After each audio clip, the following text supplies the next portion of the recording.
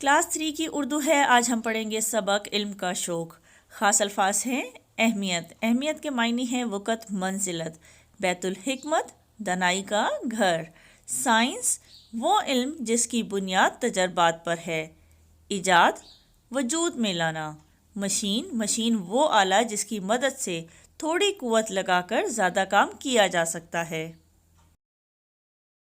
آج سے 1200 سال پہلے کی اسلامی دنیا میں علم کو بہت اہمیت حاصل تھی۔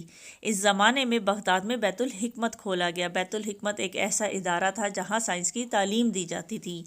بیت الحکمت کا مطلب ہے علم کا گھر۔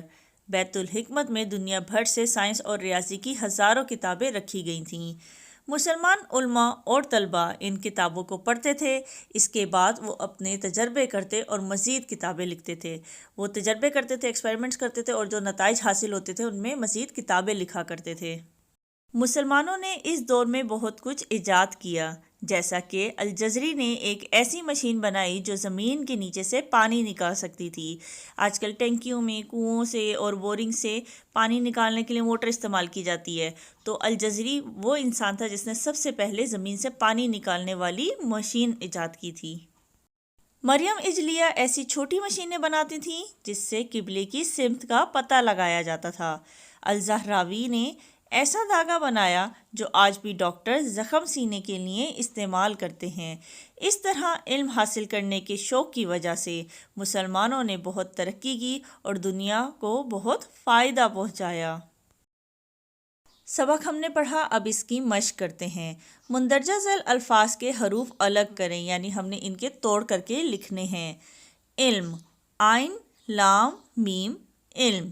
ریاضی، رے یہ الف یا، ریا زواد چھوٹی ہے زی ریاضی۔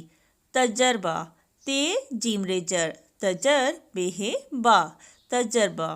مشینیں، میم شین شین یہ شین مشین، نون یہ نون غنہ نے مشینیں۔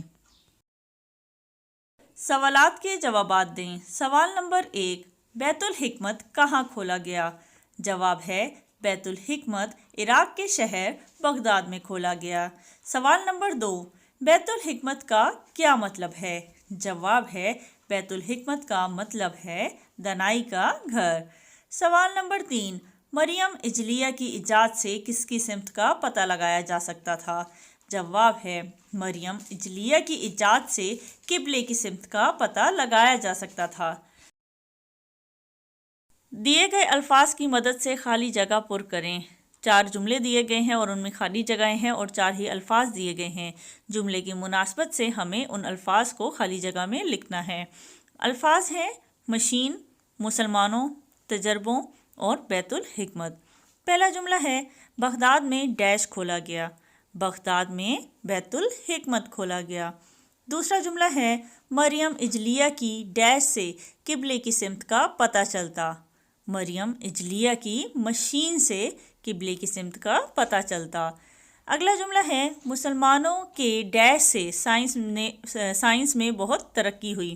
مسلمانوں کے تجربوں سے سائنس میں بہت ترقی ہوئی۔ اگلا جملہ ہے ڈیش نے اس دور میں بہت ترقی کی۔ مسلمانوں نے اس دور میں بہت ترقی کی۔ درست کے سامنے صحیح کا نشان بنائیں۔ نمبر 1، بیت الحکمت کا مطلب ہے بادشاہ کا گھر۔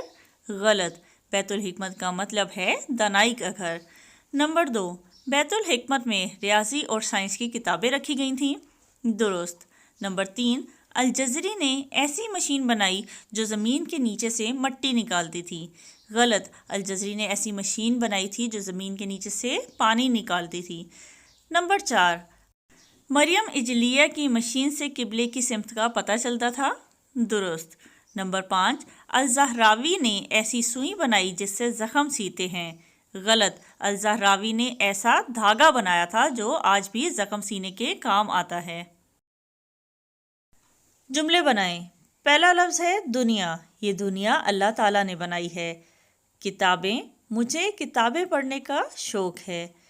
ایجاد، مریم اجلیہ کی ایجاد سے قبلے کی سمت کا پتہ چلتا تھا۔ استعمال، کپڑا سی کر استعمال کیا جاتا ہے۔ شوق، میں شوق سے اسکول جاتا ہوں۔